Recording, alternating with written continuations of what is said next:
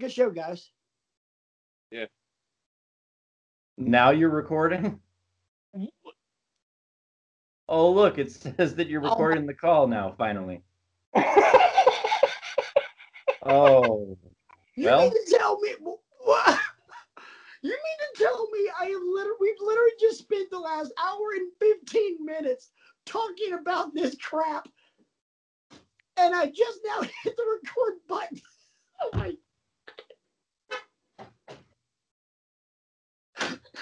Oh my God! No! these are the times that try men's souls. What the hell, dude? We've literally been doing the show. I never hit record until I was getting ready to stop the recording.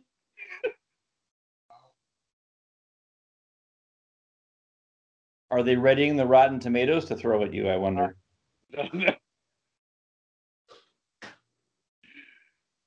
I can't believe that just happened.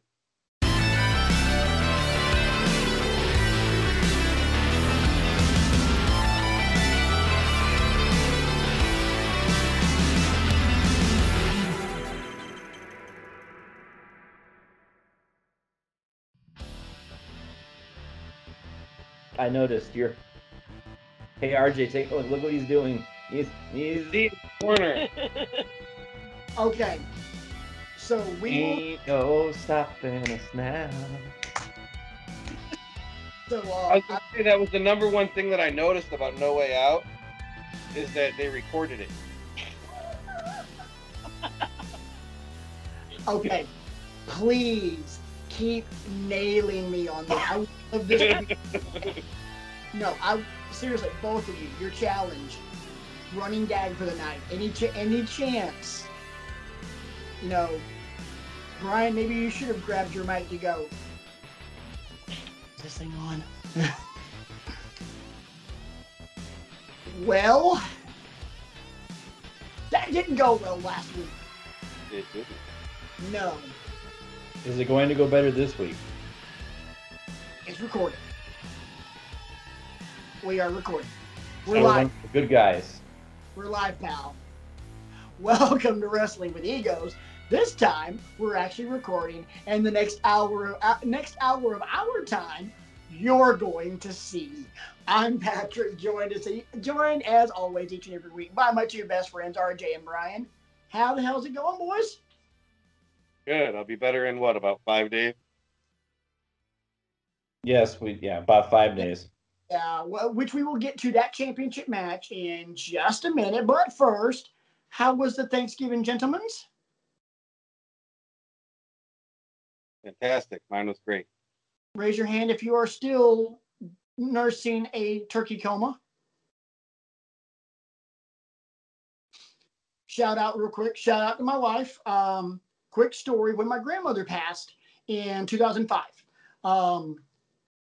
badass Southern woman, obviously was a genius in the kitchen, had all of her recipes stored up here. She never wrote anything down.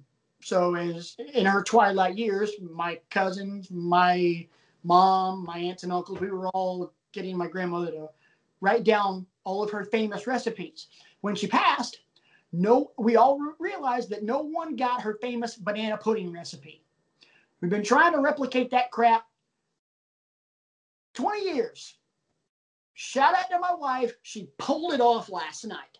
Perfect. Wow. So to Tracy, to Mike, to Ty, Kathy, rest of my cousins, I got it. Y'all don't. I ain't sharing. This bout of immaturity is brought to you by Wrestling with Egos. Anyway, I will interject that the Lovebird actually won Thanksgiving yesterday because of the stuffing she made.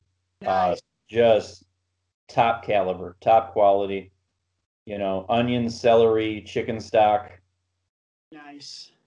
Since we're all giving props, I'll give props to my wife. And I will do it with 4 words: maple, bourbon, orange, turkey. I'll drink to that. Shut up and take my money. Oh, it's so good, man. It's so good. It's actually a Michael Simon recipe that she poached off the internet a couple of years ago and nailed it. It's absolutely phenomenal. All you needed to do was stop at it's a Michael Simon recipe. Right, for sure. Cleveland in the house. He's going to make some great sandwiches over the next couple of days, I bet. Absolutely. And shout out to Cleveland Public Power for not allowing us to eat our Thanksgiving food today because the power was out all day. For the 15th time this year. It's a new record. Anyway, let's get on to it. You guys have already seen the socials. You guys have seen the contact info. All those nice new pretty graphics that we got. Hey, been hard work, but you know what? We're getting there. Let's go ahead and get to it. The only topical thing we will talk about this week, this coming Wednesday on AEW Dynamite, apparently we have ourselves a really, really big World Championship match. Jon Moxley defending against the cleaner, Kenny Omega. And they will record it. So that we can get to see it on television, one would assume, right? I just want to be completely transparent. This is going to be just like when Auburn lost the Georgia game, right? A little bit. Pretty much. Okay. We recorded that show when we did it. Yeah, so you guys can go back to the Wrestling with Egos archive, bit.ly/with-egos. It's there.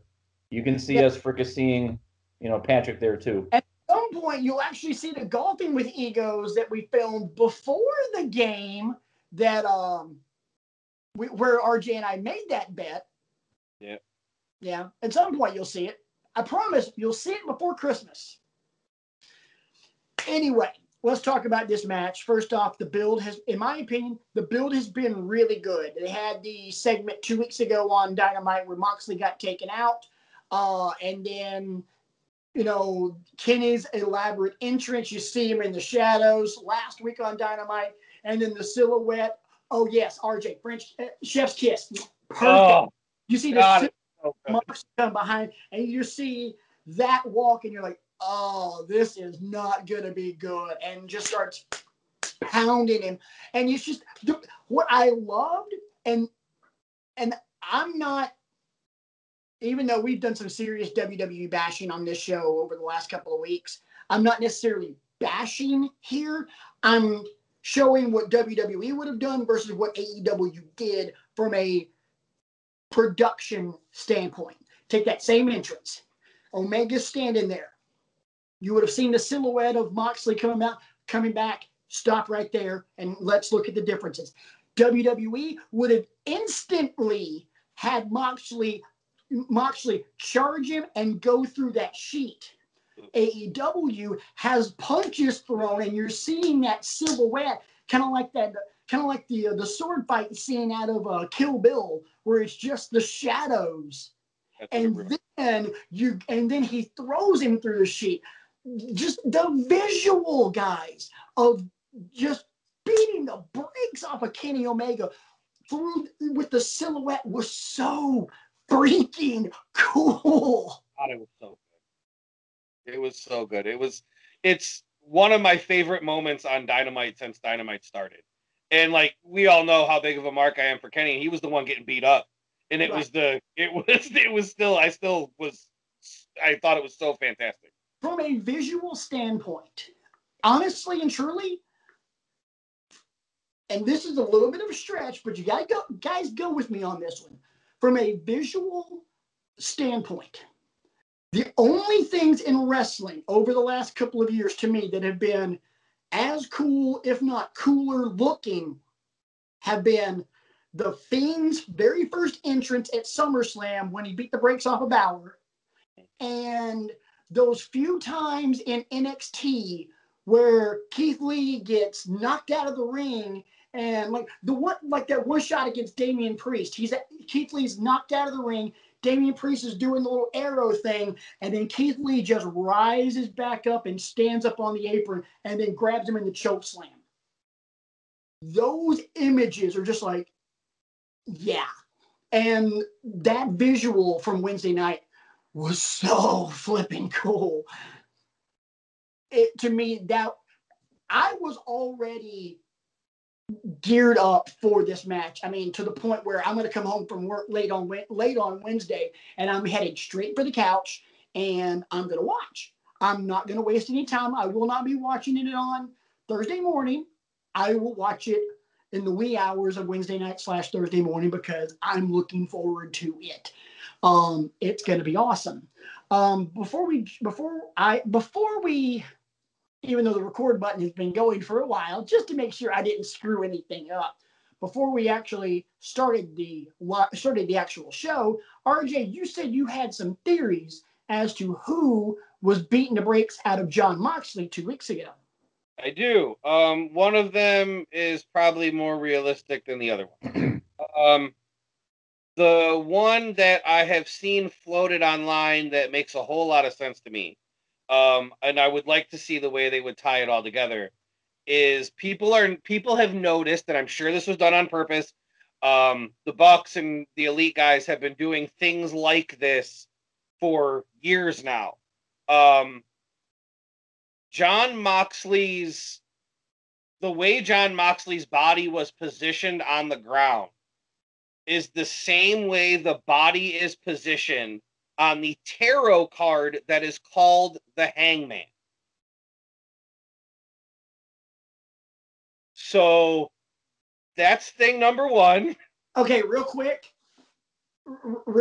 give me a second so I can actually show these images because I'm going to find them, and now you guys are looking at what we're talking about.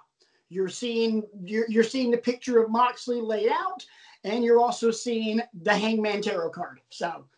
And they've done things like this in the past in Ring of Honor and New Japan to kind of like less in New Japan, more so in Ring of Honor, and on BTE to throw people off. So it might not be that, just something they know people are going to notice because they know how wrestling fans are. We all do. Right. To kind of throw somebody off. You don't sneak Easter eggs past a wrestling fan. Right, exactly. So I think you can sneak past some wrestling fans, but that's beside the point. Right. Hangman did it, and who knows why? Maybe he just wanted to pull the strings and give an excuse as to why Kenny won. I did it for the people. I did it. Fantastic. Yeah, something. Hopefully it's better. Hopefully it's a better description of what happened than that, an explanation. It be better. I don't know how it could not be. And the other one is kind of a thing that I've had in my head that I haven't really seen anybody else say online. Maybe I'm missing it. Jon Moxley, for people that don't know, and a refresher for people that do know that have forgotten, holds the IWGP United States Championship in New Japan. There is a man that holds a briefcase for that championship that will be challenging for it at Wrestle Kingdom. That man's name is Kenta. Even if there is no working relationship between New Japan and AEW, you could easily explain that being Kenta without ever putting Kenta on television. Exactly. There are multiple ways you can do it.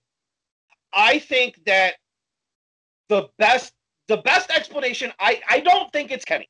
It's too easy for it to be Kenny, and even if he is switching into the more aggressive, cleaner Kenny Omega, which he obviously is, he's still not like that. No, that's not his. Right. I'm not boasting. I'm not being a Kenny mark. I'm saying the way Kenny looks at it, he is the best bout machine. He is the best wrestler in the world. He does not need to jump you backstage because you cannot beat him in the ring. And he knows that.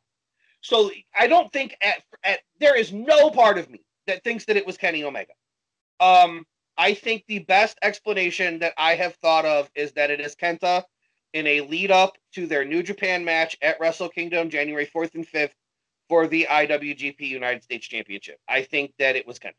Right, and you're absolutely right that you don't even have to put Kenta's face on AEW programming. You can simply use an interview in New Japan to say, I did it. Right, absolutely. And AEW isn't like the other company that we talk about all the time that doesn't like to acknowledge that other wrestling companies exist. They have no bones about that. They could easily say, and it's Jon Moxley is also a champion in this other company, New Japan, and this is the guy he's defending the championship against. If you want to see that match, you can see it on January 4th or 5th. Wrestle Kingdom. You don't even have to promote how you can see it if you don't want to promote the other company show. And it wouldn't be them promoting Wrestle Kingdom. It would be AEW promoting our guys on this show. Go watch our guy. Right. And it's just the only thing that I can wrap my head around that makes sense is that it's Kenta. And what's to stop Kenta from saying, in an interview, yeah, they didn't want me to, but I booked a flight to Tampa, or Jacksonville. Sorry, I booked a flight to Jacksonville. He could use that. And you see how few people there are at that building where they're filming their television right now. I snuck in, and I got my pound of flesh. Right. And another thing that I thought of when I was spitballing with my wife about this was how hard would it be to put a guy of Kenta's stature like Matt Jackson or Jungle Boy in a hoodie and have him show up with footage of Jon Moxley getting hit by a guy in a hoodie with a red briefcase. Exactly. There you go. I mean, it's just so easy to explain it. I 100% think that it's Kenta. I don't think it was somebody in AEW. That would be, see, here's the cynic in me. It'd be really awesome if that was the case. But, and maybe it's me just being exposed to way too much WWE programming. Wrestling companies generally aren't that smart. Right. I know. And because we've thought this from not only, and long before this show was ever going on, we thought about this in Ring of Honor, Impact. Hell, I thought about this crap in WCW. All these, oh my God, this would be a perfect idea to do XYZ. And they went with, instead of this being perfect, they went with the most basic. Yeah. Oh my God, you could do this and this and this, and it would be so cool. But we're gonna have this guy because, to quote several lines from the movie Deadpool 2, that's just lazy writing. Absolutely, no doubt about it. So, it's a stupid idea from bad creative. Yeah, there you go. Exactly. So let's go ahead and put a bow on this so we can get to the fun stuff tonight. At the end of the day, who walks out as your world champion, and is it clean? RJ, we'll go first with you because I know what your first answer is. You do. Yes, you think Kenny is going to win. Is it going to be clean? Okay, here's the thing though. A lot of people, and I've seen this a lot online, because we just talked about the Kenta thing, and right. Jon Moxley is soon going to Japan to defend his United States Championship. What I'll for the uninitiated New Japan folk, I think you might actually know what I'm going to say though. They generally have tours that lead up to their big shows. Right. So like Road to Power Struggle, and they'll tour around Japan, and then when the weekend of Power Struggle comes, they have Power Struggle. They do the same thing for Wrestle Kingdom, the Road to Wrestle Kingdom, which means if you are on Wrestle Kingdom, you are generally needed in Japan for 4 or 5 weeks before the show to do the Road to shows. Moxley, a lot of people are saying because of that, Moxley is for sure losing to Kenny because he's going to be leaving for 4 or 5 weeks to go to Japan. I could see AEW easily keeping the belt on him. Him going to Japan for 4 or 5 weeks, coming back the week after January 4th, the week after Wrestle Kingdom. You still have a whole month to build a rivalry to Revolution for him to defend the championship again. I think that they could easily take Moxley as champion off TV for a month. With that said, yes, I do think Kenny Omega is going to win. And I do think that it will be clean. Mm-hmm. I think that it will be a one-winged angel in the middle of the ring, and Moxley will get pinned. I do not think there will be a finisher false finish since the one-winged angel has been kicked out of exactly one time ever. I don't think Moxley will kick out of it. Right? Mm-hmm. That was Okada that did it, right? Has never kicked out of it. It was Kota Ibushi and DDT, actually. Oh, wow. Which makes sense because nobody knows Kenny better than Kota Ibushi. Right. Yeah, every time Kenny does the one-winged angel, I get like there's so much anticipation in my body because I'm either going to be really, really happy or very pissed off that somebody kicked out of it. Right. I don't think that happens. I think Kenny hits the one-winged angel and wins clean. All right, Brian, quick. It's gonna go 45 minutes because they're going to want to give it time to breathe. That too. And I also think Omega wins clean after he runs off some people. Because I think there's other people that have interest in this championship still. Plenty. Eddie Kingston. Yeah. So that's the only interference we see. They don't do a DQ or anything like that, but he runs off some people. Maybe he runs off Archer, maybe he runs off Kingston.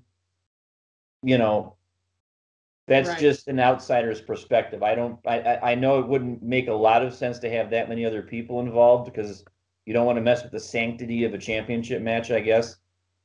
But it kind of gets back to a question I raised last month. Does Moxley have too many challengers? Because it seemed like every time you turned around, somebody else is, now this guy, and I like that. Brody Lee and Kingston, and which is fine. I get it, but I'm just used to there being a very distilled pool of people going after the top prize. Right, and I guess that's what's made AEW a little bit more enjoyable to watch because it's not just the same guy over and over again. Okay, we're going to get Drew and Randy. All right, now we're going to get Drew and whoever's going to win this triple threat match, which, by the way, that triple threat match could be fun. Anyway, moving right along, I'm going Kenny as well. I don't think it will be clean. I hope you're right. I swear to God, I hope you're right. I would not be surprised if I am still hanging my hat on Hangman in a redemption angle. And I would not be surprised if the Bucks help Kenny win the title and essentially all three turn heel. And the true elite becomes a heel trio. Because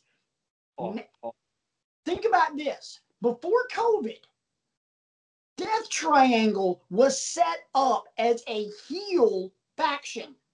And they're clearly not now because of Eddie Kingston's family. Right. But let's be honest, Eddie Kingston, really good. Nobody takes Butcher and the Blade really seriously except their entrance is boss. Yeah. You need something like that because the Inner Circle is about Inner Circle is about to implode, in my opinion. And I think that tension between Jericho and Team Jericho and Team MJF is going to wreak havoc. If you missed that promo that Sammy Guevara cut on AEW Dark, go back and find it. Jesus. The Inner Circle is about to self-destruct. So they're out. You need a new uber heel faction, and I think it's Kenny and the Bucks. So Kenny wins. No, it ain't clean. If that happens, I will need to change my underwear. So let it be written, so let it be done. You recorded that, right? Yes, I recorded You that. recorded that reaction. I recorded that. Hey, throwing back to the Wrestling with Eagles Fantasy Football League, he'll have a underpants calamity. There you go. Yes. My team name. Mainly because I crap my pants in the playoffs every stinking year. Anyway, now for the fun stuff. We're going to play a little game called Build Your Own Promotion. Been talking to the guys about this. Mainly, if you get your own promotion, who would you build it around? Only caveat is, can't use guys that have been super established. Can't be guys that you constantly talk about on this show. For example, RJ can't talk about anybody in the elite. RJ can't talk about LIJ. People like that RJ always talks about. Brian can't talk about Finn Balor, Bayley, Samoa Joe, Orange Cassidy. You're cutting my legs out from under me, man. Pardon? You're cutting my legs out from under me, man. Hey, I'm doing the same thing. I can't talk Gargano Ciampa. I can't talk Drew. I can't talk The Fiend. So going outside the box, finding guys, the newer, or not necessarily the newer, but the lesser known talent, or the lesser talked about talent, rather, that you could truly build your promotion around. And that was the only admit, I had a lot of fun with this. Oh, I did. Evening. So, Brian, I want to go with you first. RJ, I have this feeling yours is going to be epic. I want to save you for last. RJ, I have faith. And also at the same time, I don't want to go last because I always make myself go last. And I'm changing that up. So, there you go. Brian. Actually, hang on. Let me go first. And then I'll let you guys have it, and it'll be better. Because, So, the way I looked at it is I started with, I need a top face and a top heel, and then I'm just going to grab guys that I think I could really build around. I get some tag teams, I get some women, and I've got a promotion. My top heel, I'm taking Lance Archer and give me Jake Roberts along with him. Lance Archer could be an absolute flipping nightmare if you book him correctly. I mean, he could be an ass kicker from the word go, and I would love it. And you know who I would love to see him feud for my championship against? Keith freaking Lee. Archer and Lee. Yes. Shut up and take my money. So yeah, my top face would be Keith Lee because I love everything the guy does in the ring. Lance Archer with Jake. And honestly, I would also build a heel stable around Archer. Some of the other talent that I would want to take, and honestly, some of these guys could swing into tag teams as well. I want Sammy Guevara. I want Murphy. I want Ricochet. Why? Because it's freaking Ricochet. Give me Dexter Lumis from NXT. Great wrestler, great visuals. Doesn't need to cut a promo. His promo is literally right here. That's it. Give me Jungle Boy. I think Jungle Boy could end up being a very sympathetic babyface, and you could build him up much like AEW is doing with Darby Allin. Give me Kenta because it's Kenta, and I like to see people get the living crap kicked out of them. Shout out to Juice Robinson. Give me TJP. My opinion, one of the most underrated technical wrestlers in the entire world. Tag teams. My top babyface tag team, give me Private Party. Couple of older ones? Well, actually, I'll save those. Give me Killian Dane and Drake Maverick, just for the sheer comedy factor. You can really have fun with those guys. Saw them last week on AEW on Dynamite. Give me Top Flight. They had an amazing showing against the Bucks, and those guys are going to be players somewhere down the road. Let's go to Impact. Give me the North. Give me the North.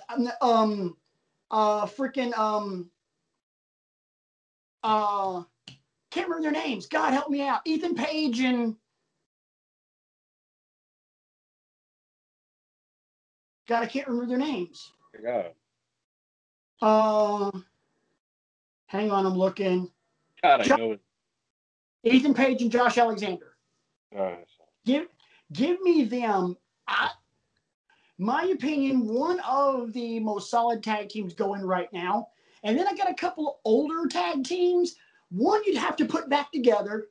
And the other one, I've never, in the 10 plus years they've been doing tag teams, I've never seen them had a bad match.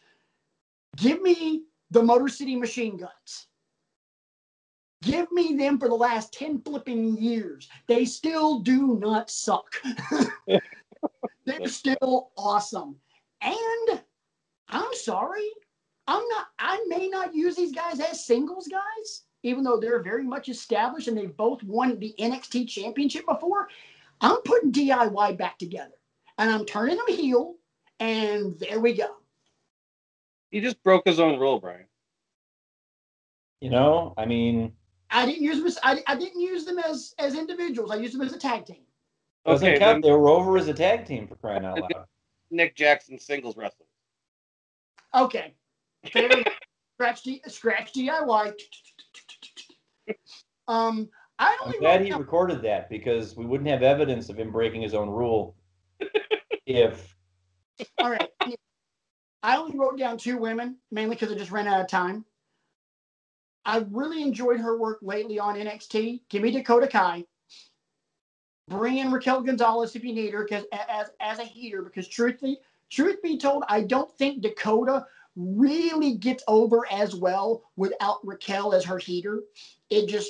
They work so well together. And give me Su Yung.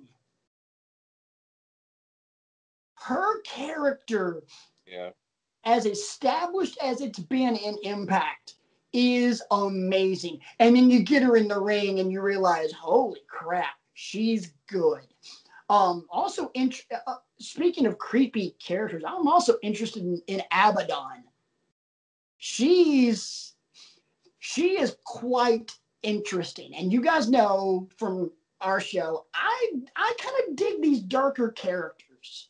And the fact that she marked the AEW Women's Championship in blood, I was like, say what? That was awesome. I'm like, that is so good. So that's what I got.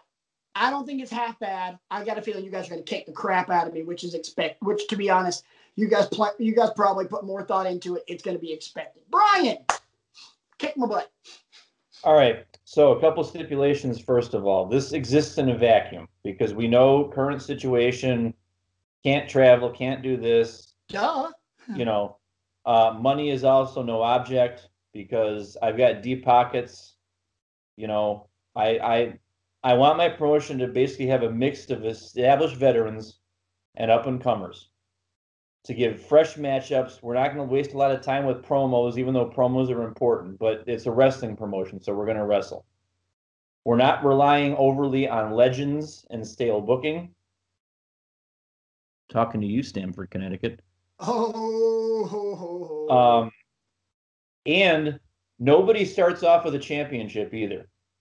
Oh, God. We will have championships, but we're going to wrestle to win those championships. A few tournaments here and there, some best of 5 series, things like that. I want you to earn this. I'm not just going to gift you a championship.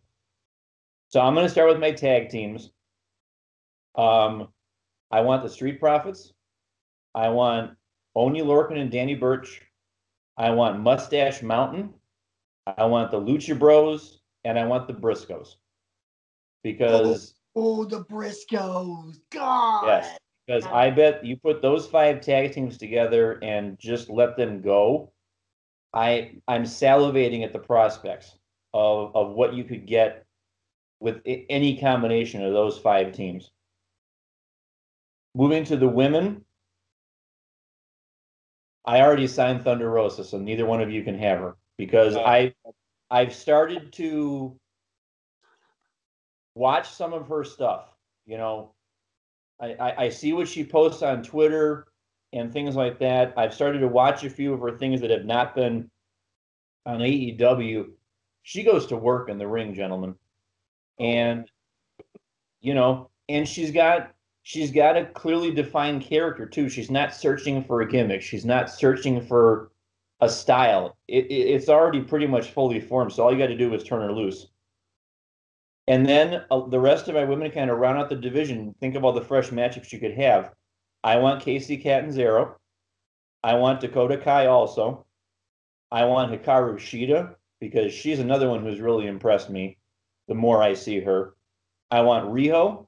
I want Xia Li. I want the future of Stardom champion, Micah. And I need a butt kicker. Give me Shayna Baszler. And I want to use her properly. You could make the argument that I'm breaking the rules too because she's already quote unquote established, but there's WWE established, and then there's the way I would use her. I want to turn her loose. You know what? I kind of piggybacking off you. You know what I would do? I'd turn her out. Heel female Goldberg. Yeah. But with more acumen. It'd be hard not to.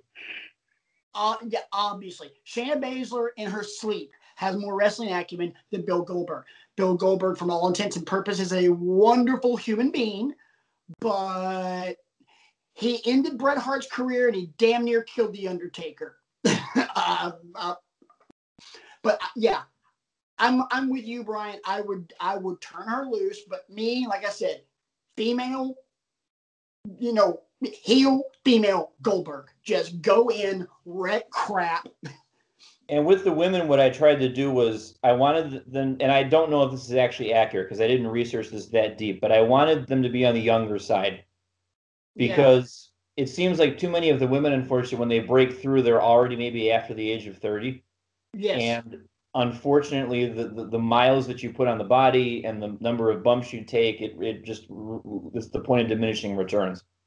So I really wanted to have a young roster of women that can, give us 5 to 10 good years of solid matches. And then as far as the guys go, this is going to impress you. Give me Eddie Kingston because of the character work. Give me Walter. Please give me Walter. Give me Mustafa Ali. Give me Chad Gable, not Shorty G. His name is Chad Gable, and he is an Olympian, for crying out loud. He is going to wrestle, and he's going to wrestle a lot. We need a couple of established veterans, too, so give me Daniel Bryan. Give me Cesaro. Give me Shinsuke Nakamura. Give me Switchblade Jay White. Nakamura, Jay White. Already talked about way too much on this show. Well, not by me. A little bit more. Well, use them. Nakamura is not going to be relegated to a tag team that just is doing comedy stuff. Yeah, you will never convince me that in America Shinsuke Nakamura is relevant and established, because he's not. NXT Nakamura. But how many years ago was that? Right. Is the problem. Which is why main roster has sucked balls for the better part of God knows how long. Which is why, and I quote myself, I don't watch Raw or SmackDown. I watch NXT. Wrestling night for me is Wednesday night. You about to watch the Bryan Wrestling Federation, though. Especially because there's a few more names I omitted. Big E, as a singles competitor, needs that shine that we've been kind of waiting for him to get that shine now. He's going to get it. And also, give me Zack Sabre Jr. and give me Will Ospreay. And let's just turn him loose. Because, again, the permutations here are salivating. Could you imagine Zack Sabre Jr. and Daniel Bryan together in a wrestling match? That's probably happened somewhere. Well, but now we're going to bring it to the masses. RJ? Could you imagine Kenta versus Walter? Walter would put his hand through Kenta. I am about to say a bunch of names that haven't been mentioned and a bunch of names that have. I kind of figured. So I will start with my women's division. I do have stars next to the people that would be my champions. These champions would be determined in tournaments. Not just everybody loves a tournament. Hand you a championship belt. I also go with the same kind of thinking as Brian and New Japan Pro Wrestling. We don't really do on camera in the ring promos. I would do kind of a New Japan style thing where the show is all about the wrestling, and then there's a separate video if you want to watch it, you can, with backstage comments that serve as the promos. My women's division, the person who would win my tournament and be my women's champion is the person who I think is between the ropes the best women's wrestler on planet Earth, Thunder Rosa. I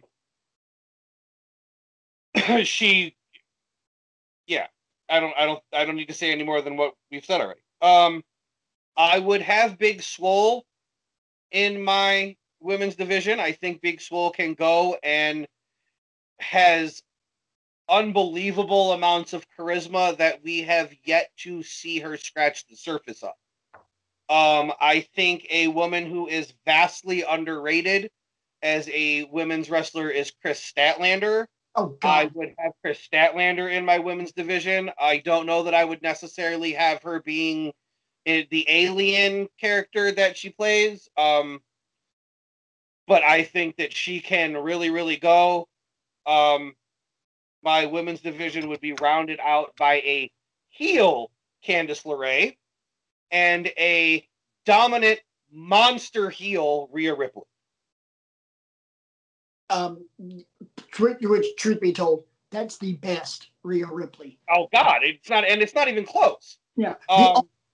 Real quick, the only time face Ripley has worked is when she took out Shayna Baszler. Absolutely. That was the only time it worked. After she had the title, and it's right. She absolutely should have taken out Shayna, been the face in that whole situation, and then immediately turned heel after that. Like, turned back. Like, right. Immediately. Anyway, she would basically... Rhea would be... Thunder Rosa would be my first women's champion. She would win the tournament. Rhea would be the woman's face of the company. She would be the one running roughshod through the women's division, chasing Thunder Rosa and her championship belt. By tag division, I only have one tag team that has been mentioned. And it's written down right here. I was going to say that my first tag team is the Childlike Elks, consisting of Mick Naxton and Jack Matson, but I decided to not do that, okay? The tag team that I have on my list that has been mentioned is the Briscoe Brothers. I think the Briscoe Brothers are, as highly as they're rated, I think the Briscoe Brothers are very underrated. I think the Briscoes, if they weren't in Ring of Honor, would be in the FTR Young Bucks best in the world conversation. I'm glad we're recording Brian's reaction right now. Which one was it? Was it Jack Matson that made you laugh? Or was it Childlike Elks? It was the whole presentation. I'm like, where is he going with this? I don't know who this tag team is. And then you said the names, and I'm like, okay. smart ass. It's just, I mean, he said I couldn't mention the Elite. He did anyway. I mean, Okay. I realized I forgot Jane Dotson as the champion. I forgot to mention him. Anyway, the rest of my tag team division is rounded out with Sho and Yo, who I don't know if you guys know a whole lot about them. They are a junior heavyweight tag team in New Japan. They used to be Young Boys. The Roppongi 3K. Yeah, Roppongi 3K. Yes. Sho and Yo, they are phenomenal in the ring. I would also have War Machine as War Machine. Right. Not the Viking Raiders. I would have War Machine as part of my tag team division. I would also have FinJuice as part of my tag team division. That is David Finlay and Juice Robinson put together in a tag team in New Japan. They are obviously phenomenal. I think they are both phenomenal singles wrestlers. They're also best friends. We would eventually have a thing where one of them turns on the other one. Probably Juice would do the turning heel, I would imagine. And they would split off into being amazing single wrestlers. But as my promotion first starts, I would have FinJuice in my tag team division. And a tag team that I didn't think was underrated, but is apparently vastly underrated since they haven't been mentioned yet, would be my tag team champions and would win the tournament. The Gorillas of Destiny, Tama Tonga and Tonga Loa would be my champions, and I cannot believe I went third and mentioned God first. How the hell did Brian? I think they're established. I'm sorry. I mean, if I know them already, I don't think I've seen very many matches of theirs, but we know them. So you won't mention the Gorillas of Destiny because they're too established, but Shinsuke Nakamura and Jay White make your roster. Well, I didn't say it was I'm perfect. not either. This was an exercise. Don't make fun of me. Right. Don't call me on the carpet. We're recording. Just tap out. Just tap out. No, I'm not tapping out. I will not be. If I am creating an American promotion, God, which is what they're called. Sorry, it's not blasphemous. It's the Gorillas of Destiny. They call them God. If I am creating an American promotion that is based in the United States of America, God is not established. No. Okay, that's fine. Hey, the average wrestling fan, one, doesn't know who they are. Two, would not realize that one of them was in NXT, and third, would not realize that both of these guys are the sons of Haku. One of them was on the main roster. Yeah, it was Camacho. He was Camacho, absolutely. Tonga Loa. Tonga Loa, yep. Tonga Loa was Camacho on in WWE. I forgot that he was on the main roster for a cup of coffee. Yeah. So they would be my tag champs. That would round out they would probably switch the belts back and forth with the Briscoes because I had a really hard time deciding which one of the two would be my champion. Time. I just had a realization. At some point, you have to have a triple threat just brawl between God, the Briscoes, and War Machine. Yeah.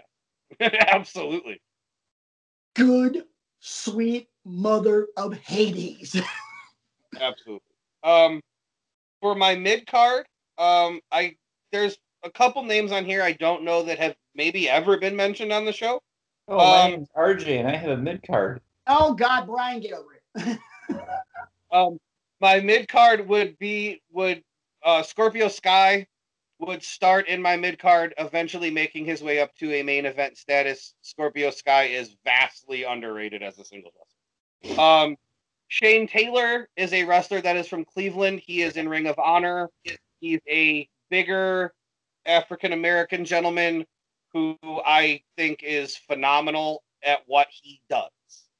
I would have Flip Gordon, another Ring of Honor name from my mid card, and the last Ring of Honor name that I will mention is Matt Taven. I think Matt Taven is really good. If you don't know who he is, look up a little bit of Matt Taven. Watch him in Ring of Honor. When we were in New Orleans for WrestleMania 34, we went to Supercard of Honor the night before that, and Matt Taven cut a 5-minute promo on me and my Kenny Omega t-shirt. And it was phenomenal. It was one of the best things that's ever happened to me at a wrestling show. He stood on top of an SUV with a megaphone and promoted me, calling me a Melvin and talking trash about my shirt. It was phenomenal. Yeah, that was lots of fun. So Matt Taven would make my mid-card. Minoru Suzuki would also be on my mid-card because I personally can't start a wrestling promotion without having Minoru Suzuki on it. He would be the legitimate badass guy who teaches everybody everything. And I was not previously told before this that I was not allowed to mention Los Ingobernables de Japón. So I have one LIJ guy. My mid-card champion would be Hiromu Takahashi. Okay. I think Hiromu's the best junior heavyweight wrestler in the world. My main card, Brian's going to laugh because I just ripped him on this. My world champion is Shinsuke Nakamura and I argued with Brian. I argued Brian's case that Shinsuke is not established in America. It's the same argument I used with Gorillas of Destiny. You will never convince me that he is as established in America as he is anywhere else. Shinsuke is my world champion. The rest of my main event roster, in no particular order, are Zack Sabre Jr., Will Ospreay, Jungle Boy, Eddie Kingston, specifically for his character work, which he pulls off very well in the ring, Kota Ibushi, who can go with anybody, and I'm not going to call him what they call him on TV now. I'm going to call him Will Hobbs. I'm not going to call him Powerhouse Hobbs. I'm going to call him Will Hobbs, and he's still going to be a heel because he should be. And he's going to be my big guy who runs roughshod over everybody while chasing the title. That will be Will Hobbs. You mean he's going to be like your Lashley, except talented? Except good at wrestling, yes. Yeah. Well, guys, let's go ahead and get to something that we've been putting off for at least a month, and we're sitting here at the 50-minute mark. So time is a ticking. It's a deep dive into a really damn good pay-per-view. No Way Out 2001. Which one of you guys recommended this? Was this RJ? Yep, it was me. All right. Well, there's some really, really damn good matches. I'm looking at cagematch.net. Overall, out of a 10-point scale, this thing gets got a current score of 8.65. That's legit. Yeah, that is a legit score. When they started this in 2007, it was given a 9.67. So, kind of tell you this thing has always been a solid pay-per-view. So we've got I've got comments here from both cagematch.net as well as Dave Meltzer.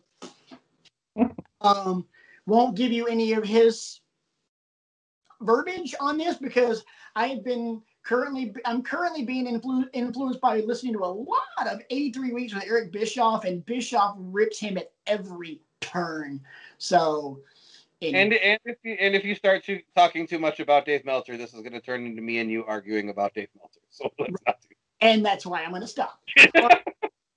So we go ahead and start with the opening match. It is. You do that. The number one thing when they did the WWE always has those really awesome intros to all their pay-per-views. That's the one thing that I'll give them forever. They've always had an amazing video editing department. The intros that they always do is awesome. Right at the end of the intro, right as they cut from the intro video to the live feed, the number one thing that I noticed was that they recorded the show. Because it's there for our enjoyment, it's there for our posterity. We can go back and we can cue that thing up anytime we want to. So if we want to just skip ahead to the Stephanie versus Trish match, we have the ability to do that because they recorded it. Can we skip ahead to this show? Damn it. Well, I mean, the niceties of Wrestling with Egos have got to be observed. Look at the time, guys. We are out of time. So this will be shown on a bonus content episode of Wrestling with Egos that I won't post because I won't record it. Screw you guys. I'm going home. I'm kidding. Well, luckily for you, we have the ability to hit the record button also, and we could just dump it right on YouTube and be great. Yeah, this is true. All right. Let's get right to it. The opening match is a hardcore match. A hardcore match for the WWF Hardcore Championship. Big Show picks up the championship over Raven. Went 4 minutes and 4 minutes and 20 seconds. Dave Meltzer gave it 1.5 stars, and Crash Holly is the popcorn guy. CageMatch.net literally does not have a score for this because the match was under 5. Fair enough.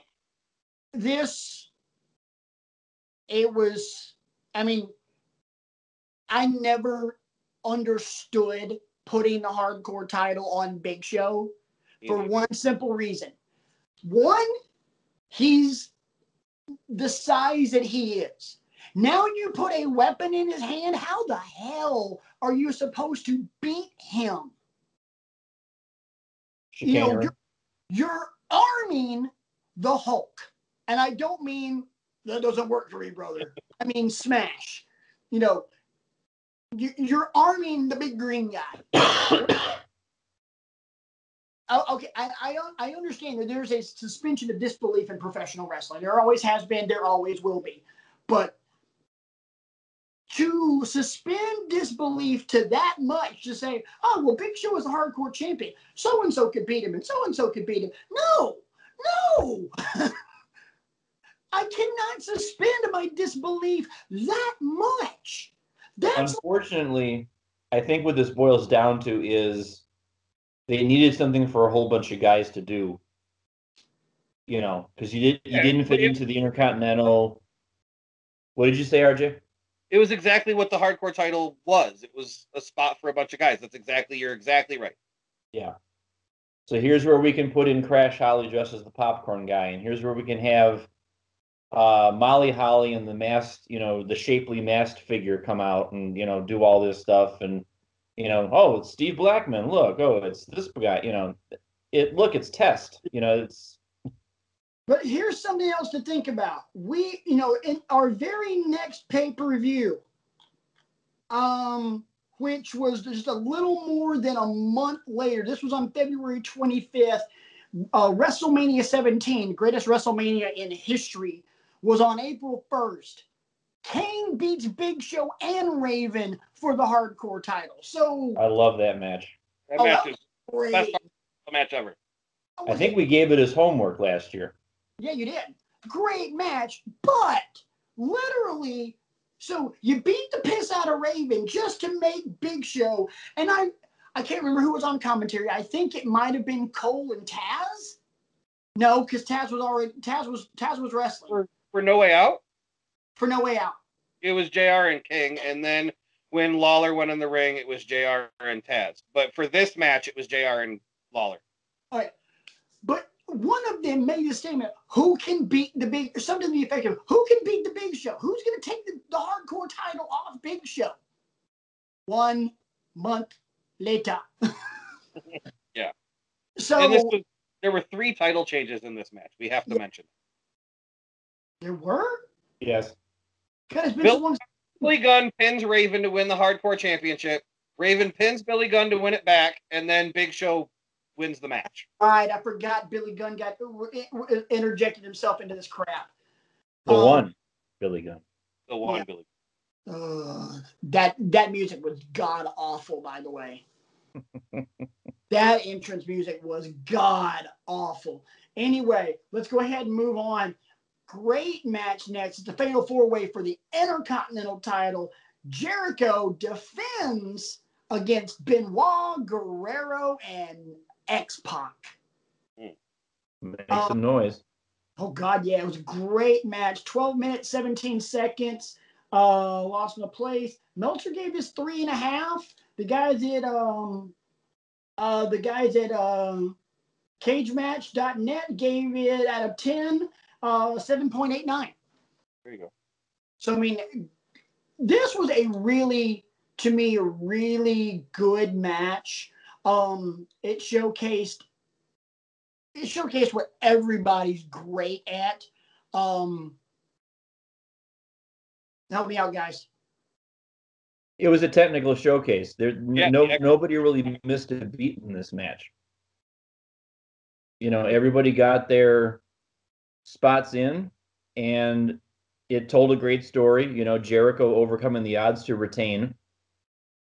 Because, you know, the story going into it, as I remember, was Eddie and Benoit working together. Yep. You know, and that lasted all of about 2 minutes before they start kind of jaw-jacking, you know, pulling each other off of pinfalls and stuff like that. And, you know, which you knew was going to happen. There is no working together in a Fatal 4-Way. That's exactly word for word what Jerry Lawler said. Yeah. Right. Yeah. Jericho picked up the win with a roll up on X-Pac, which was the perfect ending to this particular match. With how technical, with how well timed and executed this match was, the roll up of Jericho on X-Pac with the bridge, it was the perfect end. Leverage. Yes, completely agree. And honestly and truly, I've always kind of thought it was a little bit of a travesty that X-Pac didn't get as much credit for being as good in the ring as he really was. Sean Waltman, so good between the ropes. Yeah. For all of his histrionics, with like, you know, the Bronco Buster and all the crotch chops and everything else, if you eliminate all of that and if you take him out of the clique and just say, hey, just go work in the ring, he might be top 5 greatest cruiserweights, light heavyweights, junior heavyweights, whatever you want to call it, of all time. You know, in my opinion, bell to bell, he's up there in like freaking Liger territory. Just for what he was able to do in the ring. And this is a guy who didn't do a whole bunch of, as Jim Cornette likes to put it, flippy shit. Right. He could have, but he chose not to. No. He's also on a short list of guys I would never want to be kicked by. Absolutely. And for another great thing, for all of his kicks, never once had to go to a super kick. And I'm not just saying that in WWE, I'm saying that period. You know, never once had to go to a super kick. You know, he had done them. He did one in this match, but it was a double super kick with his tag team partner. But right. One thing I have to mention that we don't really talk about Chris Benoit too much for obvious reasons. Right. But while we are here and he is on this match, I have to mention that I think that Chris Benoit is one of the most overrated professional wrestlers of all time. And I think that his headbutt finisher is terrible. I'm not going to argue that. I won't argue it either, because I'll admit, as it was happening, this whole crescendo of his career around WrestleMania 20, I bought into the push he was getting, and I understood, you know, why. But knowing what I know now, hindsight being what it is, you know, when, you know, when I go back and watch a Benoit match, you know, yes, he's technically technically proficient in the ring, but he did have a lot of bowling shoe ugly matches. Oh yeah, he did. And truth be told, his, to me, he was a poor man's Bret Hart. He had his pocket of moves that he did, but he just wasn't as good and as crisp and as clean as Bret. And I love the rivalry he had with Jericho. God, That was, at the time, that was one of the best rivalries they had going. he had a rivalry with Jericho. Enough said. Something that I did notice in this, at this point, WWE should have been paying attention to not only Chris Jericho, which obviously, you're a year away from him getting ready to go into Mania as the undisputed champion, but they should have jumped on the Eddie Guerrero bandwagon a hell of a lot sooner than they did, because he looked great in this match. Yes, he did. But then again, it's Eddie. Bell to bell, there were better technicians in the ring, but there weren't very many better storytellers than Eddie Guerrero in the ring. Just phenomenal. The next match, I got to be honest, guys, I loved it, not because of what happened in the ring. It's Stephanie and it's Trish, but it was that dynamic bringing in William Regal, because Vince McMahon told him, I expect you to do the right thing, and left it at that. What the hell? Put yourself in those shoes. What the hell are you supposed to do? You've got Vince's daughter and Vince's side piece, and they're in a match, and you have to do the right thing. I actually have down here that the match is more memorable for the pre-match and post-match interactions than it is for anything that happens in the ring. Although I will say, this was the first match where I realized that Stephanie, and I'll use this term charitably, because to say it any other way kind of is a slap in the face to all the good female workers they had at this time. Mm-hmm. Stephanie was passable in the ring. Yeah. Some of the bulldogs and things like that she was doing, and the scissor takedowns and stuff like that, were actually, I thought, okay, that was decent. Right. She's never going to be on the level of a Beth Phoenix or a Jazz or, insert name of, or Trish. But real quick, this Trish was not good, because this Trish had not found herself in the ring yet. True. It was still a couple of years away from that. Had not become Trish Stratus yet. I think my favorite part of this is after the match, like a couple of segments later, like Vince confronts Regal in the hallway. I thought you knew what I wanted. You know what's going to result? This is going to be me and you in the ring. That's what's going to result from this. The next night being Vince and Trish versus Regal and Steph. Yes, with the pail of crap. Yeah, but I agree with you on this. Stephanie wasn't as bad as some people want to, in terms of revisionist history. She wasn't as bad as we want to remember. One thing I will give Stephanie, and Shane credit for. As much as they wore out their welcome as being in-ring competitors, you could tell there was work going on behind the scenes. Yes. You could tell that, especially with Shane, a little bit less so with Stephanie. But, I give her top marks for this match. First off, one thing you got to remember, Shane was actually an athlete. Stephanie was not. Stephanie is a self-admitted klutz. But the fact that she actually didn't completely just, bury herself in the ring. I mean, put it to you this way.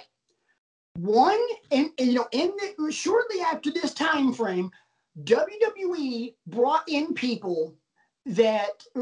women that Stephanie McMahon could have, and in one particular instance, did work circles around. Jackie Gata, Eva Marie, And her SummerSlam opponent in the last match she ever had, last singles match she ever had, Brie Bella. We're about to lose RJ. Can we keep going? No, I'm just simply saying Stephanie worked circles around Brie, and she would have worked circles around those other two. Stephanie wasn't as bad as people want to say. She wasn't even mid-card good, but she wasn't horrible. I have to mention 3 things. Yeah. I noticed that near the beginning of the match, Stephanie did a Rainmaker, so I have to go ahead and mention that. I think William Regal played his part to absolute perfection. Can I interject real quick? Absolutely. Duh, it's Regal. Right. And the other thing that I'm going to mention, here comes the misogyny. Early 2000s Trish Stratus is the hottest woman in wrestling history. No, duh. I don't think it's close with anybody else. Oh no. And she's still to this day. I don't know how old she is now. But to this day, that woman is gorgeous. There's a lot of women. She's 44. I would have said 45. So there's a lot of women in wrestling now that people like to fawn over, and I always, with the younger generation, I'm friends with a couple younger kids through other people, and they always want to talk about the people that are around now, and I always tell them, you do not know hot in wrestling because you did not live through early 2000s Trish Stratus. Good I'm Lord. trying to think of who else. The only person, in my opinion, that would have been able to compare to Trish, sorry, I'm being misogynistic as well, would have been Tori Wilson. Tori was a close second to Trish, but We're big on Tori Wilson. She was nice. I got nothing. I wasn't a fan of her in the ring, but she was nice to look at. But Trish, and the reason I respect her so much is because she became more than just a pair of boobs and a butt. Absolutely. Because in the work. In this pay-per-view that we're talking about, I'm sorry, that's all she is a pair of boobs and a butt. Now, to the fan base, she's just a hot chick. That's all she is to the fan base at that point. This is we're leading into WrestleMania 17. Fast forward 2 years to WrestleMania 19. She's going to be in a triple threat with Victoria and Jazz, who neither one of them have ever sucked in the ring. And she stole she was in one of 2 matches at WrestleMania 19 in Seattle that stole the show. The other one happened to be Jericho and Shawn Michaels. As if we didn't think that was going to steal the show. Right. So that's why you're never going to get me to say anybody else other than who do you think is the greatest women's wrestler of all time? It's Trish. Because Trish became so much more than what she started as. Absolutely. She started by managing Test and Albert and became a, 7, 8 time women's champ? And nobody didn't take her, double negative, I'm sorry. Nobody didn't take her seriously just because of her looks. Right. They saw what she could do in the ring and they're like, okay, you're a great wrestler and you're pretty.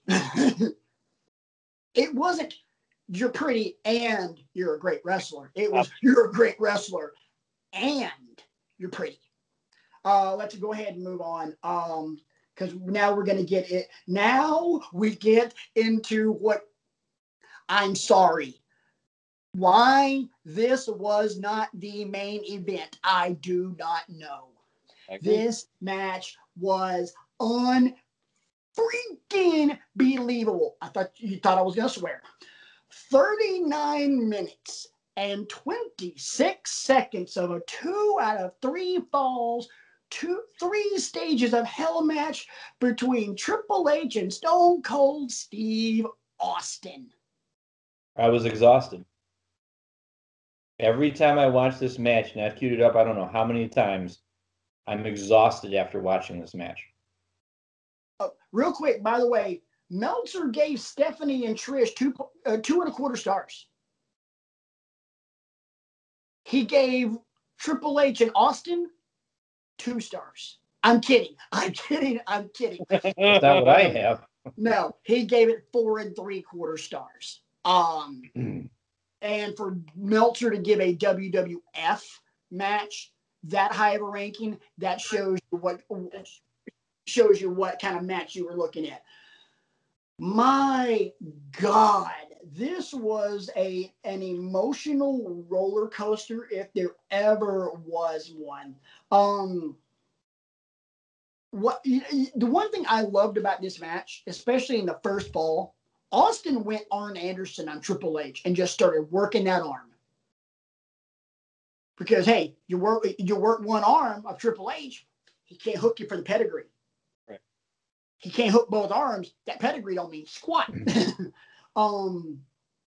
But then again, Triple H also turned around and worked Austin's leg because hey, knee problems. It was so many that first match was just so many momentum swings. It was like watching table tennis, just bing, bing, bing, bing, bing, bing, bing, bing, back and forth so much. And then Austin finally hits the stunner for the win. He goes up 1-0. And then it was street fight second, and then the cage match. You get into the street fight, and here it comes.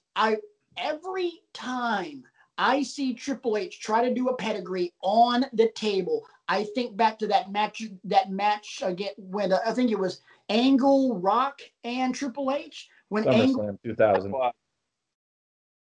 Angle won the title that night, correct? No, Rock retained.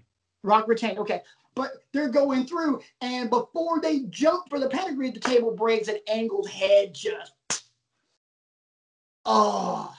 every time I see them setting up for a pedigree on the table, I just cringe because I'm like, oh God, please don't let it happen again. I forgot.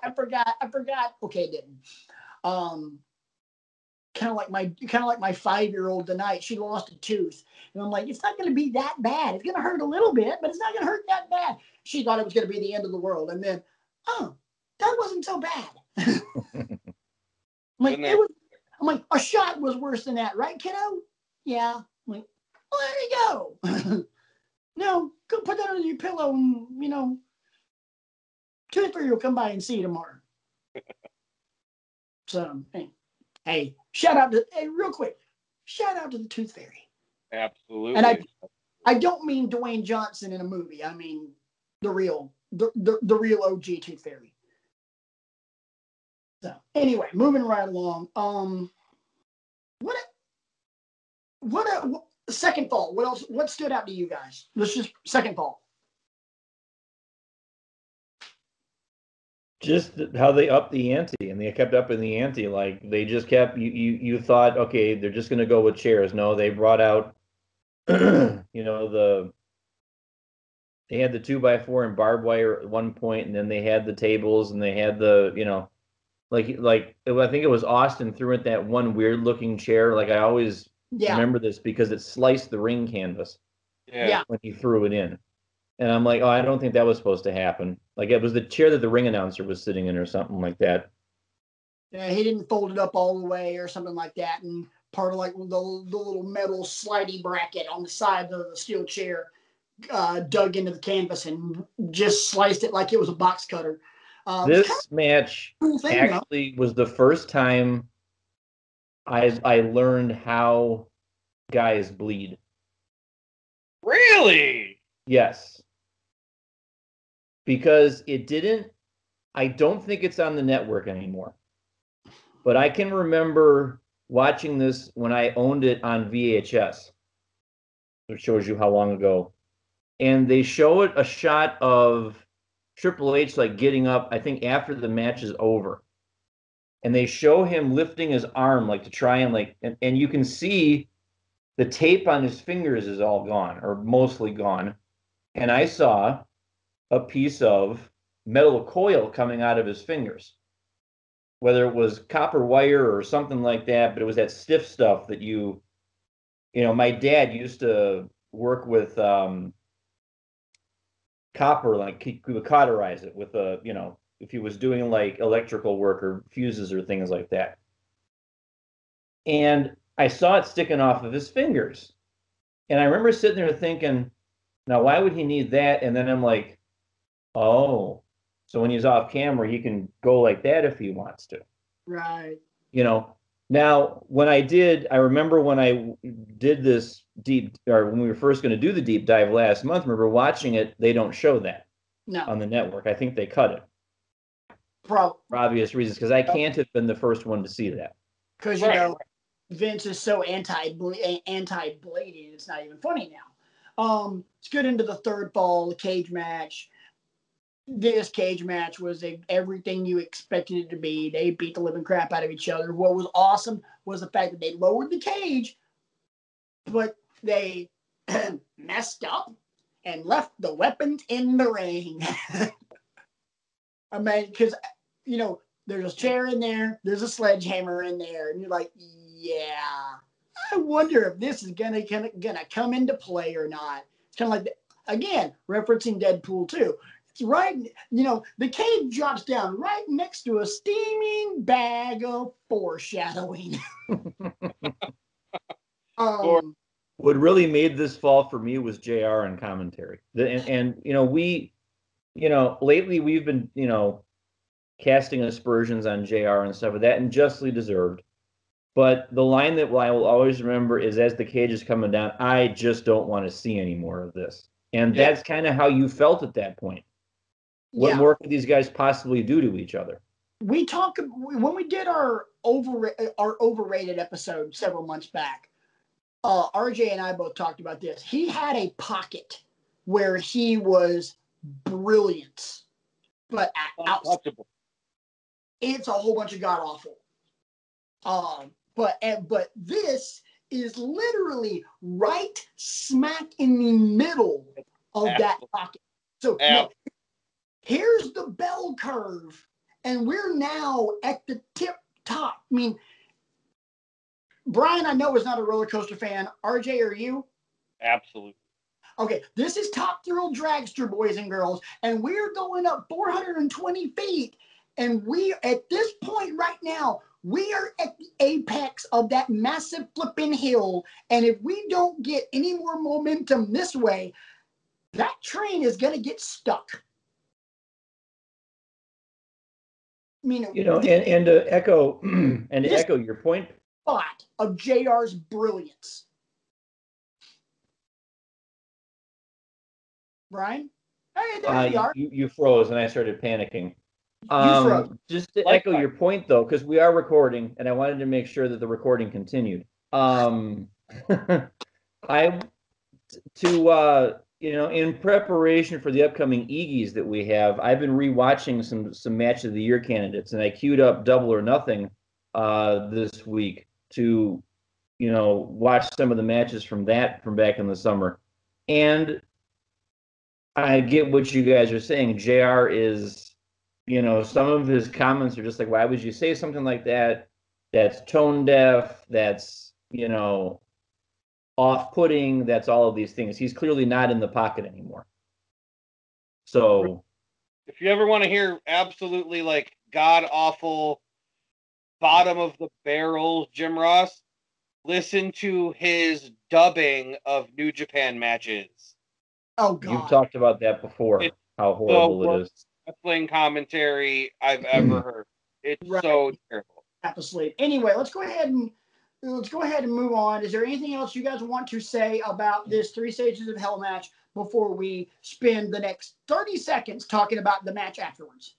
I will mention quickly that until June 9th, 2018, this was my favorite match ever.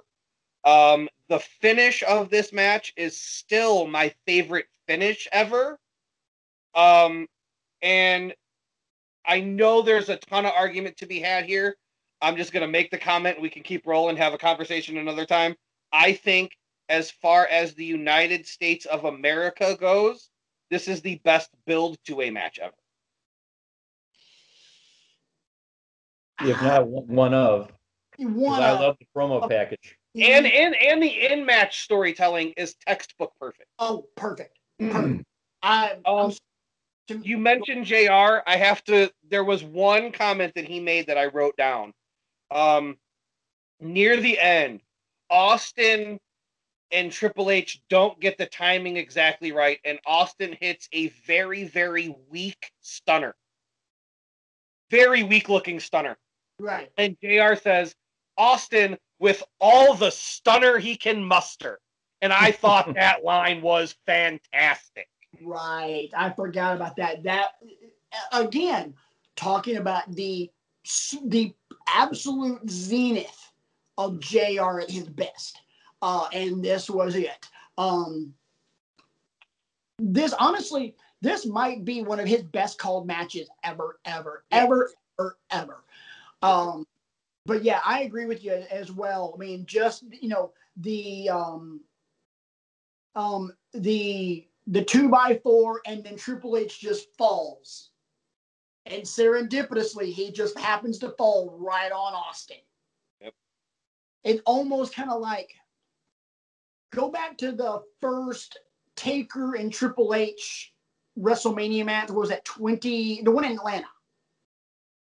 What number was that? 27. Go back to that one. Where, both of them just had the hell beat out of them. Taker goes out on the cart. You could have put that finish right in that match as well. It's just that kind of that perfect, to quote Gorilla Monsoon, stick the fork in them, they're done. Yeah. Just perfect. Steven Richards beat Jerry Lawler when the cat accidentally hit Lawler with a ring bell. Dave Meltzer gave this steaming pile of crap 1.5 stars. Generous. That's generous. There was no scoring on that match with CageMatch.net. However, I will say the 3 Stages of Hell match, Cage Match gave it 9.34. So yeah, that's all we're going to say about that match. Nothing else needs to be said. Moving right along. Dudley's retain against the Brothers of Destruction and Edge and Christian triple threat match, 12 minutes and 4 seconds. Meltzer gave this surprisingly a little bit of a letdown. I expected this to be so much better than it was. It only gave it 2 stars. I could not put my finger on it, but there was something about this match that just was flat. Yeah, I agree. And it's not the fact of having to come down off of the wrestling orgasm of the 3 Stages of Hell match. And then, hey, we only had 5 minutes of that turd match in between. But there was just something about this match that all the components are there for this match to be great. Dudley's, one of the greatest tag teams of all time. The Brothers of Destruction, 2 of the greatest big men of all time. Edge and Christian, one of the better tag teams of that generation. And just smarmy ass heels. I mean, this is American Badass Taker, right? Yes. Yeah. I hated American Badass Taker. Was he... One of the criticisms I've heard about American Badass Taker is that he wasn't in the best ring shape and he was also nursing injuries. All right. First off, Mark Calloway nursed injuries from about 1999 I know. to the end of his career. I know. But Until here he'll let you especially, know when he stops. I feel like that could be part of it because, like, and then like they tried to have this angle with Haku, and I forget who Haku was teaming with, or Haku and Rikishi. I'm sorry. Yeah. I forgot that was a because thing until I rewatched this match. Yeah. Haku showed up at the Rumble and shocked everybody. JR went hoarse talking about him. Would have shocked me too, because I'm sorry, if I'm in the ring and I see that badass sumbitch heading toward me, I'm crapping my pants. And Yeah. it's not because I'm excited because Kenny Omega won the world title or anything like that. I'm crapping my pants because I'm now terrified. Why? Yeah. To quote Ralph Wiggum on The Simpsons, I'm in danger. So yeah, it just didn't compute. The parts were, the elements were there, but it just was a bad night. Execution flop. I mean, yeah, you're right. Bad night at the office for all 6 guys. Yeah, for sure. I always hated Biker Taker. I just it might be a personal thing because I love The Undertaker as much as I do, but I always could not ever stand Biker Taker. There was one spot in this match I have to mention that probably hurt like hell. And that was when Edge dives at Bubba. There's a table set up in the corner, and Edge dives at Bubba and hits the table, and the table does not break. And Edge's face just into the table. I can't imagine how bad that hurt. And we wonder why Adam Copeland had neck injuries. And then another part of this that falls completely flat is Rikishi and Haku are fighting with the Brothers of Destruction up the ramp, right? Which allows the Dudleys to put Christian through the table with the 3D. As soon as the bell rings, Rikishi and Haku just left. And the Brothers of Destruction just stand on the stage and just stare at the ring. Like, they just left. What? I forgot about that. You're right. Oh, my God. Like, as soon as the bell rang, they just turned around and walked away. And the Brothers of Destruction are standing there looking at the ring like, oh, Taker says, sorry, bleep it out. Taker says, fuck, on camera. You could see him say it looking at the ring. Who just left? Yeah. But yeah, like I said, 2 stars from Meltzer. Cage match did not even give this a rating. I'm gonna be honest, not really surprised. That should have been good. This match was not good. Then we get to the main event. It is for the WWF Championship. Time out. Okay. I have to mention something that will hopefully make all 3 of us smile. Right before this match, they do a promo for the next pay-per-view, which we know is WrestleMania X7. Right. While they have the camera on what is now Taz and JR, because King left to go have his terrible match, JR does a read for WrestleMania. The bumper music under JR as he's talking is the old school WrestleMania theme. And it's still so good. Still so good. Yeah, that might be one of Jim Johnson's best creations. And I got to give them props for using it all the way up until they don't use it anymore, but they used it for 20 years because it was just so good. So I have to give them props for throwing that music underneath JR's promo for the WrestleMania because that music was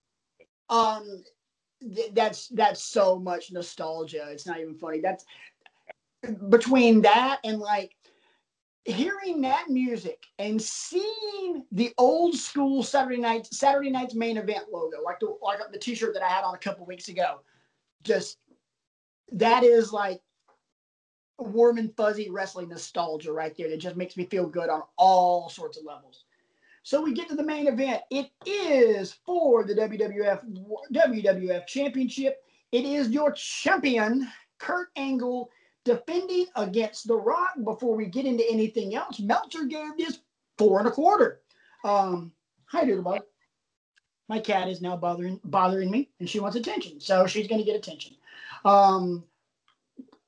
As expected, this match was really, really good. I had one question. Why in the hell was the Big Show out there? Do you really not remember why? No, dude, I gotta be honest. It's been about 3 weeks since I watched this. The reason he was out there was because he had been pushing WWF management and Vince McMahon to put him in that match and make it a triple threat. He said he should be in the main event. He should be challenging for the WWF title, and to, I guess, I want to say boycott, but that's not the right word, as a protest. As a protest of him not being in the match, he came out and chokeslammed everybody, including the ref. Mike Chioda. I was about to say, correct me if I'm wrong, wasn't it Chioda? Yep. Chioda might be top 2 best ref bumpers in history. The other one being real good for sure. The other one being Nick Patrick. Nick Patrick could take a bump. Then again, Nick Patrick also wrestled. I think I heard that he wrestled for Bill Watts back in Mid-South. I have a lot of problems with this match. Real quick, Brian, tell you who wasn't a good ref bump? Tim White. Tim White. I was going to do it, yes. Tim Who showed up in the match after Mike Chioda's ref bump? Hey. Because I disagree with the ranking. I wouldn't give it 4 1/4. I wouldn't either. I'd give it maybe 3, and that's being charitable. I'd go 3.5. I didn't think it was. I thought it was. We always, here on the show, we do our thumbs up, thumbs down, thumbs in the middle. I'd go about there. I wouldn't even, because as many times as I've seen this match, and this is what I want to bring up about this match, I've read article after article after recap, and I have yet to figure out what happened at the end of this match. I could also do without the Big Show interfering. I thought it was pointless. I thought it was stupid. I thought it was unnecessary. Right. But the finish looked like there was a botch from somebody, because they're going back and forth. They're counter wrestling. They're doing all the things that Angle and Rock did so well, and then Rock hits the rock bottom. After hitting the turnbuckle. Yes. 1, 2, and the weirdest false finish. Like and then even a couple of weeks ago, I looked at this. Rock yells up at Hebner, because Hebner comes out to do, it wasn't Tim White, it was Hebner that counted the pinfall here. Right. Rock yells something at him. Like, cocks his head and is like giving him the business, like gets up in his face. Hebner screwed it up. In my opinion, that, just kind of seeing what I remember, that should have been the finish, but Hebner jacked it up and thought that Angle was supposed to kick out. And so then after that, he yanks Angle up off the canvas, hits another rock bottom, one of the most highest and tightest rock bottoms I've ever seen in my life, by the way. On it because he was pissed. Yeah. Some extra sauce, and then he gets the pinfall. Right. It's one of my least favorite Rock matches ever because of that. I can't get over what was supposed to happen versus what actually happened, and I guess I just don't understand why. I can give maybe a possibility. I don't know this to be factual, but let's pull the curtain back a little bit and give people some information that they may not have. I would imagine you guys probably know this. I guarantee you everybody that watches the show does not know it. The cue that a wrestler on his back is supposed to give the referee is, if his eyes are open, he's going to kick out. Do not count to 3. If his eyes are closed, he's not going to kick out, and you're supposed to count to 3. It is possible. I'm not saying it's factual. I don't know. It is possible Kurt Angle kept his eyes open, and that's why Earl Hebner messed up the count. Quite possible. Okay. Well, all in all, still a great pay-per-view. I thoroughly thought it was awesome. So, what are we doing next week, guys? I am going to be celebrating Kenny Omega as the AEW World Champion. I don't know what you guys are doing. I'm on the show next week. I have a proposition for you. Oh, Lord. No, not bad, not bad. We have not done one of these in a while. I propose a GOAT discussion. I'm I listening. know where you're going. So what? I know where you're going. Where am I going? I don't want to give it away. I do know where you're going, though, for sure. Oh yeah, you should, because I do remember sending you guys a message. But it was like a week and a half ago that you mentioned it, but you did. Right. Because it's been kind of on my mind as to where we all agree this group stands in the pantheon of wrestling. How about next week? Let's have a GOAT discussion on the New Day.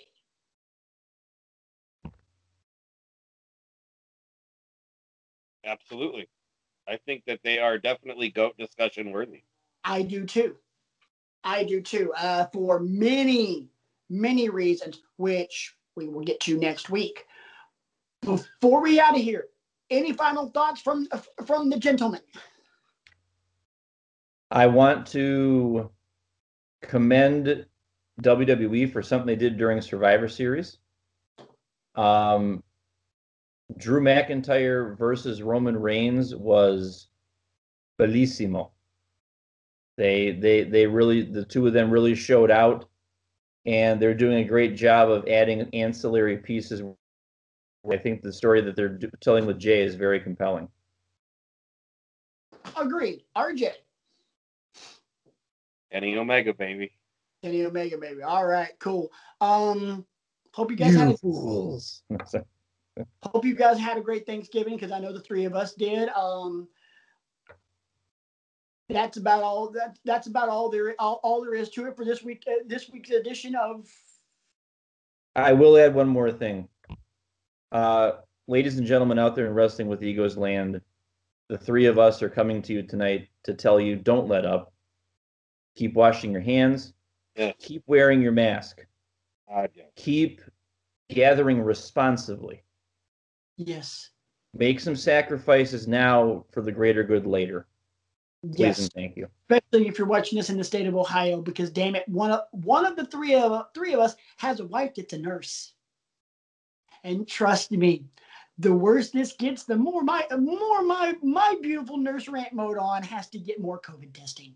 And trust me, if you don't know what COVID testing involves, it freaking sucks.